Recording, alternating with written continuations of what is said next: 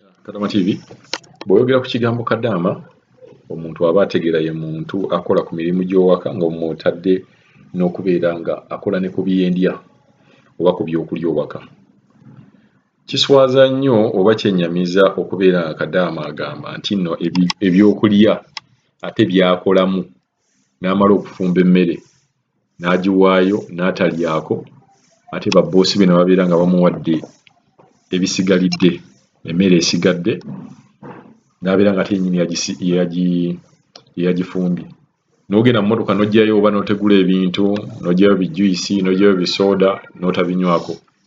Kati kadaama gwe tugenda obaleetera olwaleero ayagala kubawa ku magezi agamba nti tosobola kukola mu byakulya ate n'ogamba nti tofuna byakulya. Ayagala balaga bukodyo ki bw'osobola okukozesa okusobola okulya ebyokulya ate ebyokulya by'ofumba.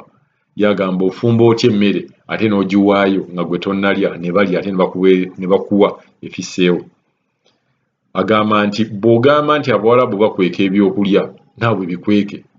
kuba kibeera kitegeeza nti oyinza okwesanga oba ye culture yaabwe ng'ebintu birina kukeekebwa bukeekebwa. Amatanga ago ogamba otya nti amata ogatunulako wali ne bagamalamu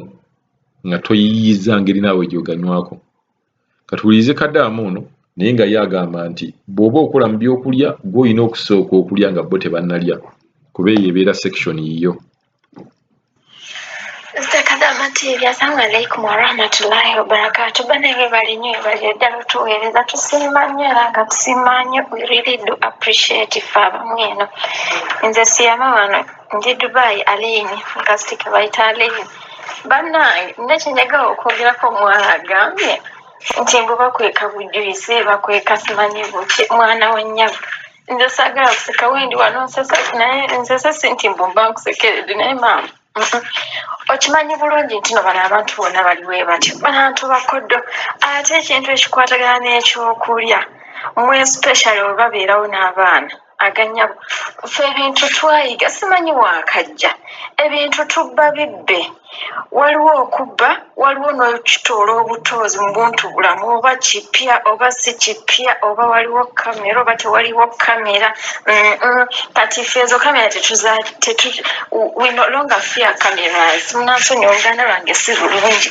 tetukyatya ebyo ebya kamera simanyi biki as long as bananga oli mukozi oli mu nnyumba ffe tuba tulina okulya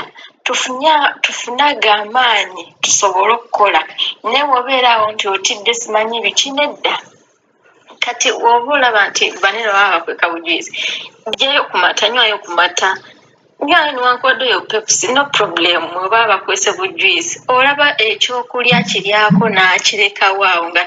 akimanyi bulungi nti no tagenda kuddamu kirya naye ate era tosobola kisuula kibeera mu fridge kati ekiba kikooye okubeera mu fridge ate nawe nga tokiridde ng'olaba bakisuulayo mu kasasiro. Kati olwo guma nywayo ne ku mazzi guma oba balinayo fruits ng'ezo emicungwa ng'egyo weekulireyo ka fresh juice akakaawo ng'olabye sweetheart naye guma embeera ffenna banno gye tuyitamu yonna gye tulimu. Nze mmanyi okubbayo ne kaki mmanyi okukuŋŋaanya ono kasasiro bino byebeebaka ku makya n'osanga eddiro lyonna oba liringa wabweru. Wano wentwalira kasasiro oba mu one fridge waliwo like abamu babeera ne fridge in sitting rooms abamu mu ffumbiro nga gyeri naye ne sitting room olumu ebeeramu. Kati nga nze weeri kuba waliwo abaana kati obujuyisi ngenda nenkuŋŋaanyayo obugundi nga bubiri obw'amata simanyi bujuyisi obwo obutonotono bwonna nange ne mbuteeka mu kasasiro wano wensuula kasasiro nange nga mbuleeta nga mbuteeka eno mu ngoye zange wemba njagalidde wenywako anti ate oba kasasiro yabadde omungi. Kati olumu okwewala nti mbajja kutegeera nti mbubbyeko nkuŋŋaanya buno bwonna obucupa bwe banywedde obwa juice ne mbuteekayo mu kasasiro ne nsooka mbulekawo awo bukka obucupa naye nga buli mu kadasitibini ne nziggyayokko ebimu nti we banazuuka ne balaba bwasigaddemu bumeka ajja nakutunula wali mu kasasiro alabe nti no buli mpusi eka twanywedde bwe buno naye nga nedda nange naggyeyooko nsobole okunywa netukyatya ebyo mu kamera oba ki n'ekirala bannange nadde neerabidde bagamba nawuliriza previously abawala abali mu kaaba ebya salary nze last month twali wano omukyala nasooka mpaako ssente ekitundu nagamba afulumamu agenda wabweru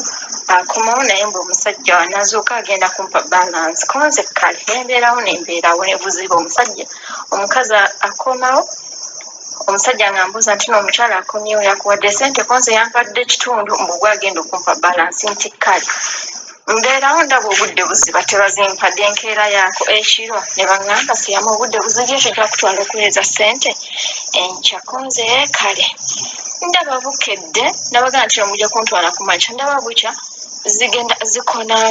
4 5 6 7 8 kusaawa 9 bannange natabuka nakuba omulanga ninga nti no njagala muntwala empeereza ssente ate ne balansi wange temunnamumpa kuba mwampaddeko kitundu mba ndi awo omukyala nga gamba nemugaa nti njagala kuweereza ssente kuba ewaffe ndinayo ebizibu kooye nti nze nabadde sategedde nti mbwewa mu nsi yammwe waliyo ebizibu nakambuwala Mr. Kagama TV nemugamba nti no nze siri supposed okugamba nti mbu mu nsi yange waliyo ebizibu wa famire yange eyina ebizibu kusooka mbu ontwale nsasule amangu ssente wompeera ssente wona gwe ntwala butwazi nze ngende nsindike nga banteeka mu motoka amangu ago ng'agenda nga bantuusaayo kati before that nali ndabye omugenyi nti njaga kwegulayo some inputs nagamba omusajja kirabika nti wanaaba amaze okuweeza ssente ze mulagawo okugula supermarket agula ebintu naye nga nze byonna amanyiiyo kati olwatuuka ku banka jjukira baali tebannampa ne balansi mwennyini ntuukawo omusajja ngamba nti siyamagenda osingeko ssente nemugaa nti ssente zibulako bweziti ne bweziti nga kula omukyala essimu ngaomukyala mugamba ekituufu gabazimpa nga ngenda munda nga nkola byenkola nga nfuluma banfuluma nga ngamba siyama oguze byolagaa ne mugamba wamusibirabyewo tebiriyo twakomawo olwo zikonyeemu eyakawungeezi tukomawo ziba zikona 2 awo ng'omukyala ngamba siyama oba olina byodala gyamukutwale naye yali alina ne stress zekirabika nga nze ndi mukambwe muzibu nakaabye n'okukaaba nga nteeka mu motoka ssaawa 2 nga ngenda ng'abaako supermarket gyandropingamu nga yeeyongerayo nga nze nnoonya byenjagala byonna byenjagala nankubira essimu nti no siyamu maze nti ye maze ng'ajja nga mpiikinga nga tukomawo kati guno omwezi ogwaweddeko gwa June bannange nabadde ndi awo nga ssaawa 11 bampadde ssente 11 omwezi akawungeezi nga 28 nga bampadde omusaala ate nambuuza n'okumbuuza siyamu oyagaaweereza konzeye nti ssaawa meka kati ntwala kati okuba nti yanguddeko bugwe nti jangu mangu tugende nga sinnetegeka sinayiga ne bantu bange benjagala okuweereza ssente what I did I reached natuse mu banka wentuuka mu banka nentambula neneetooloola ebyange ne baana enkomawo ne kasente kange nkatereka bulungi nja kuba nkaweereza next month oba nga mpisizaawo 2 months naye jjukira mu kusooka baadde bannimbalimba mbusimanye tebakyakkiriza baana kuyingira mu malls oba mu banks nga talina COVID-19 test bikoze bitya kati ate basooka kuŋŋamba ekyo kati ate laba wetugenda nga bantereddemu ne app mu ssimu nga maze ne first vaccination awo nenyingira nenkola ki abalaba n'abantu bantu si bangu babayiiya naffe tulina okubayiiya ate temulina kusirika ebyo osirike ekintu ekibawa ekiritwala bulungi nnyo bwebya oba kipya oba si kipya bebamanyi bwayomba ng'omugamba naadde manyi nti no kyakulya nga gwobeerawo naye ng'oba wamaze okkiri naye omunayi Mr. Kagama TV webalire ddala otuweereza sigadde siyama wano alayini assalamu alaikum warahmatullahi wabarakatu naye nga tusiima nnyo bambi